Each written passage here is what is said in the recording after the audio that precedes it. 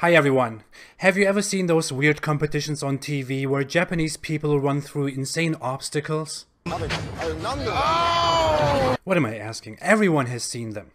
Well, in Islam, the path to heaven is just like Takeshi's Castle. You're probably wondering what I'm talking about, even though there is a thumbnail and a title. I'm talking about a challenge after death that most Muslims believe in. Because according to Sunni Islam, it is required to believe in it. And in Shia Islam, it is one of the basic tenets of the faith.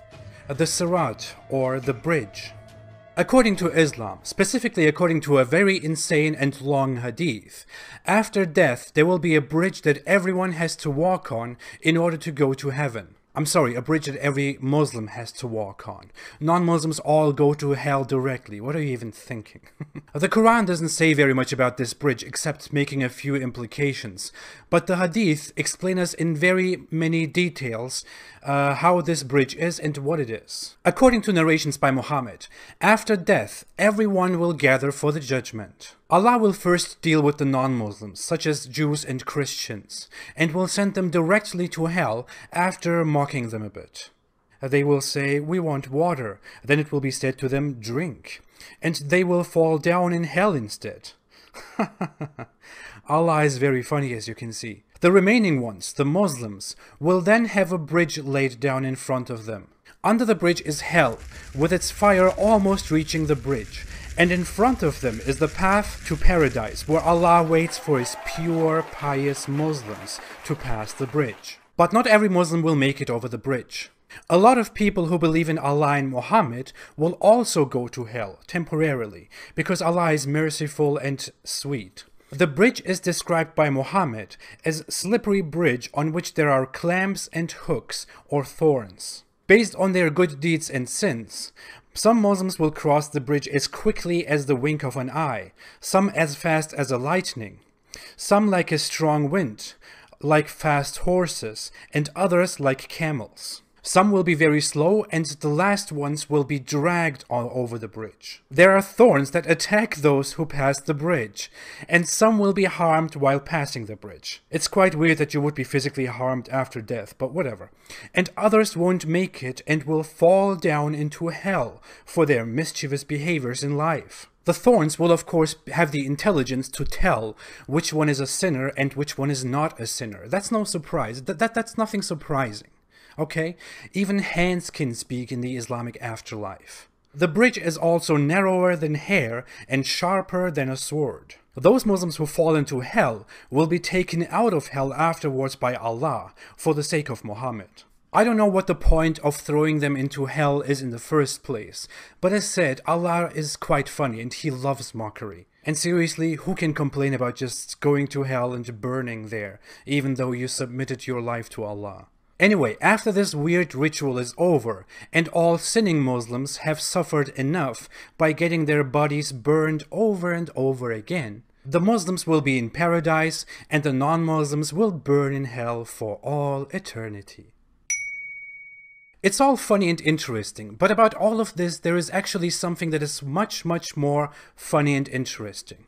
Okay, actually two things. The concept of the bridge is not part of Christianity or Judaism, which is the reason why Christians and Jews are surprised by hearing about this.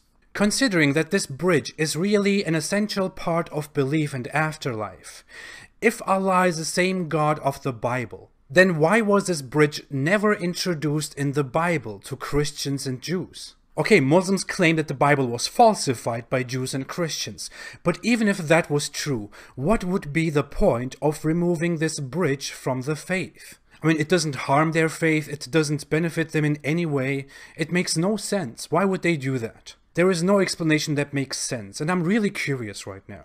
Point 2, and this is much more interesting. It is not found in Christianity and Judaism, but it is found in a religion that Islam mysteriously took many things from: Zoroastrianism. This ancient Persian religion has also a bridge called the Shenvat Bridge, also called Bridge of the Requider or Bridge of Judgment. Although the Zoroastrian belief in this bridge is far more sophisticated, it has clear similarities to the Islamic bridge. It is a bridge to heaven, and it is accompanied by blazing fire. Every soul has to go over it. The bridge will appear good and easy to those who had good thoughts, words, and deeds in life, and it will appear narrow and scary to those who did evil in life. The wicked ones among people will be taken by a demon and put into a place where they will be punished. The good ones will pass it. They will be taken by a good spirit and go to a good place, and afterwards they meet their God or their highest spirit, Ahura Mazda. As you can see, there are only some differences, like that everyone walks on the bridge, that spirits pick you up from there, and that the Zoroastrian story doesn't have some annoying thorns. Other than that, the story sounds scarily similar. It almost looks like Muhammad stole... No, he wouldn't do that, would he? No, he wouldn't do that. Now, an Islamic apologist would explain this by saying that Zoroastrians apparently had some right and good teachings that were probably inspired by Allah at some point. But seriously?